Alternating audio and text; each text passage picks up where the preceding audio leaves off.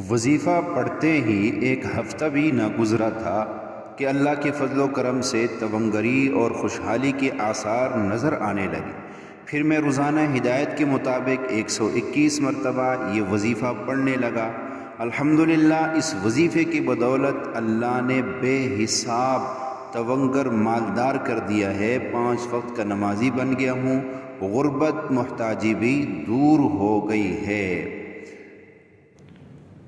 تو جی سامعین محترم، آج میں آپ کے لیے ایک ایسا وظیفہ لے کر آیا ہوں جو کہ اگر فاقوں نے آپ کو مجبور کر دیا ہے اور آپ زندگی سے تنگ آ گئے ہیں، آپ کی زندگی میں غربت اتنی آ گئی ہے کہ آپ کو کوئی راستہ نظر نہیں آ رہا ہے سوائے خودکشی کے، آپ اپنی زندگی کی غربت سے تنگ ہیں، تو آج کا یہ عمل ضرور اس کو آخر تک دیکھیے، آپ کی زندگی بدل جائے گی۔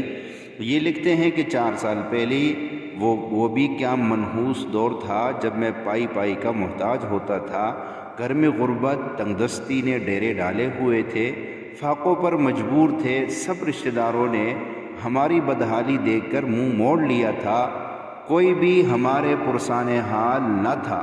اس دوران ایک جاننے والے کے توسط سے آپ سے ملاقات ہوئی، آپ نے ہمیں یہ وظیفہ دیا ہے، لَقَدْ جَاءَكُمْ رَسُولٌ مِّنْ أَنفُسِكُمْ عَزِيزٌ عَلَيْهِ مَا عَنِتُّمْ حَرِيصٌ عَلَيْكُمْ بِالْمُؤْمِنِينَ رَءُوفٌ رَحِيمٌ فَإِن تَوَلَّوْا فَقُلْ حَسْبِيَ اللَّهُ لَا إِلَٰهَ إِلَّا هُوَ عَلَيْهِ تَوَكَّلْتُ وَهُوَ رَبُّ الْعَرْشِ الْعَظِيمِ۔ سورۃ توبہ کی آخری 2 آیات ہے۔